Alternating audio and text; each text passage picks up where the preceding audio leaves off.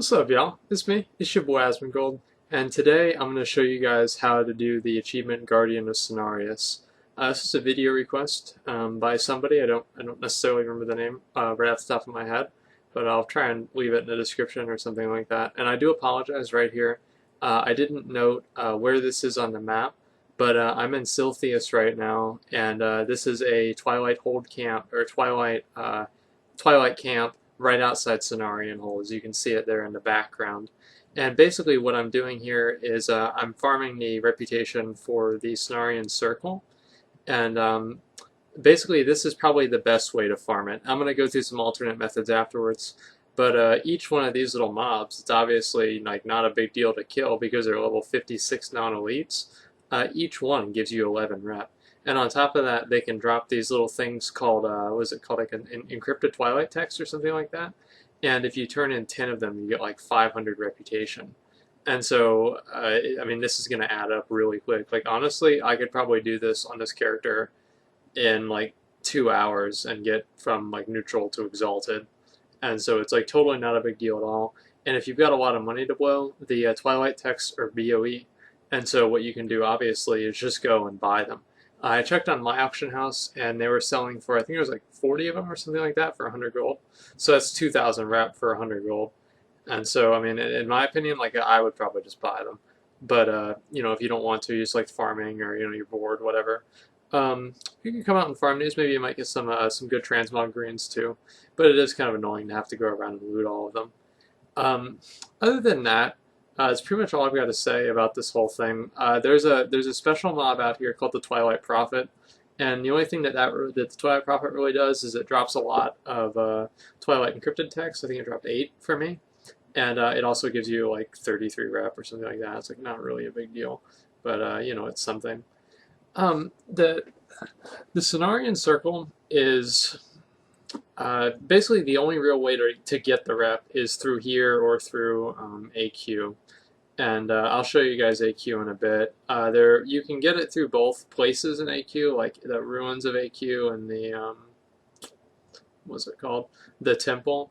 But the ruins is actually going to give you more rep because each trash mob will give you reputation for killing it, whereas the only mobs that give you rep for what's it called, for the Cenarion Circle.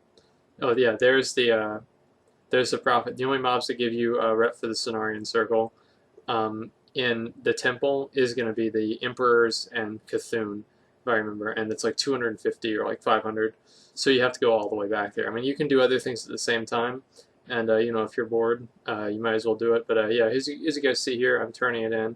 I got 550 rep, and so I have the guild perk, and so that would effectively mean I would get 500 rep per turn in, and that was only 10 Twilight texts. And so, I mean, that's honestly, like, there are other ways you can get rep, like with the robes and just all kinds of other weird stuff.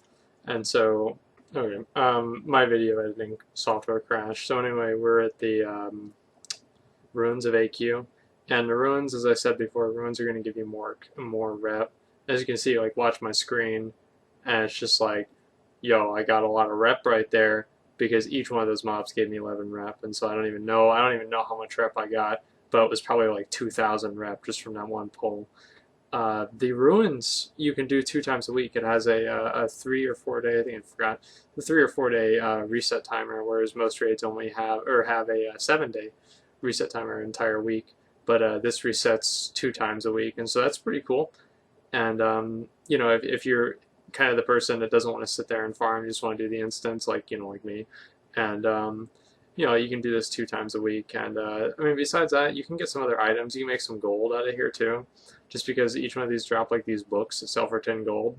Not a big deal, but if you loot all of them, you make like, I don't know, probably 200 gold or something like that. For this next boss, this the flying one, if you're melee, you gotta make sure you can basically like, one-shot this guy because he does a weird thing where he like sacrifices you. And what I do as a warrior is I just stormbolt him and just kill him. It's not even a big deal to me, but for some people that don't have my gear or whatever, if you're melee, you might just want to skip him, which is very easy to do. And if you're a caster, you just kill him in one hit, no big deal, fuck it. And one thing you want to watch out for is those flesh eaters. They'll eat your flesh. And the way they do that is they consume you, and they basically have to be damaged a bunch of times for them to like let go or like, stop eating you. And because you're in them and you can't do anything, they just eat you and you're dead because it does a percentage of your health. And so that's kind of shitty. But you know, again, you just avoid them or one-shot them, like one or the other. I usually just one-shot them or avoid them. It kind of depends. That one I just ran around them. But you don't want to kite them around or do anything weird. Like if you aggro one, just fucking kill it. Because I mean, it would be pretty embarrassing to die in here, right? Yeah, I've died in here. Anyway, we're over at the temple now. And the only real reason I'm here, I'm just going to show you guys how to get this quest item. It's called like the Courage Insignia or something like that. Courage Warlord Insignia, or like, I'm not really sure. I'm sorry. It's a Courage Insignia, basically. And it drops off of every single boss in AQ40, and you can turn them in a quest called Mortal Champions, and the quest will give you 500 reputation with both the Cenarion Circle and the Root of Nozdormu. And so that's kind of a good way, especially if you've already gotten all of your trash rep from Brood of Nozdormu, that you can go ahead and get some extra rep from them and kind of get closer to getting that rep at the same time. And anyway, another thing that's good about AQ40 is that, as you can see here, I actually got the pet. And so, I mean, like, yo, that's like fucking 100 gold. Not a big deal, but that's 100 gold that now I have. And anyway, there's the insignia, Queer Edgelord's insignia. That's what I meant to say. Oh, and that pattern, I got another one of those like a day or two ago, and I sold it for like 200 gold.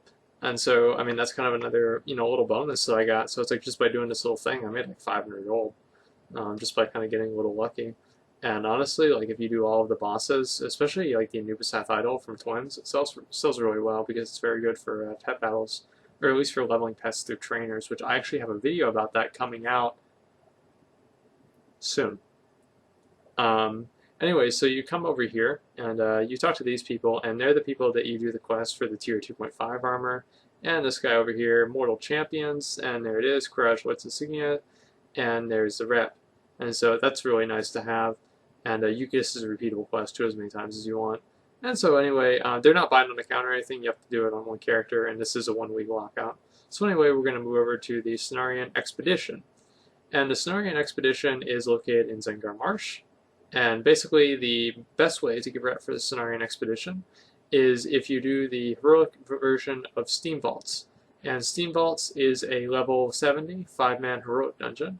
And Cenarion armaments. People ask, can I use Cenarion armaments? Still turn them in. No, you can't. They're gray. You can't use them. Vendor them. Doesn't matter. They're useless.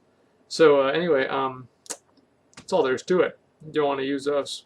But you can get rep from here very, very quickly, and I'll have my bar on to where you guys can see, and as you can see, you go right inside the reservoir in the middle of the lake in Zengar Marsh, and you just go right in through here, and I'm going to show you guys what a steam vault is. It's right over here to the left. It's not all the way to the left, that's slave pens, but right in there is a steam vault. Make sure you set it on heroic for a bonus chance at epic BOEs, and also more rep, most importantly. And basically, what's good about this is it's kind of a circle, and so you can just AoE everything down and then just turn kind of leave. And one thing that it's faster to like kind of run out and reset, you know, which is like kind of a thing for me. The bosses have like a control panel that they're next to, and you have to go over there and click it after you kill them. And if you don't, the last boss's room doesn't activate. And so I actually did remember that for some weird reason, and so it would kind of suck if you were already at the boss's room and you had to run all the way back. You know, as you kind of want to save as much time as you can. You don't want to do this all day, obviously, and so you just want to make sure that pretty much you've kind of got that taken care of. And other than that, there's really not much else to say about this instance. You just need to run it as many times as you can until you're exalted. That's basically all I've got for you guys, honestly. And then you just come up here and kill the last boss. That's pretty much all there is to it. And so if you do all this, you will get the Guardian of Cenarius title. So anyway, thanks for watching, and like, comment, subscribe.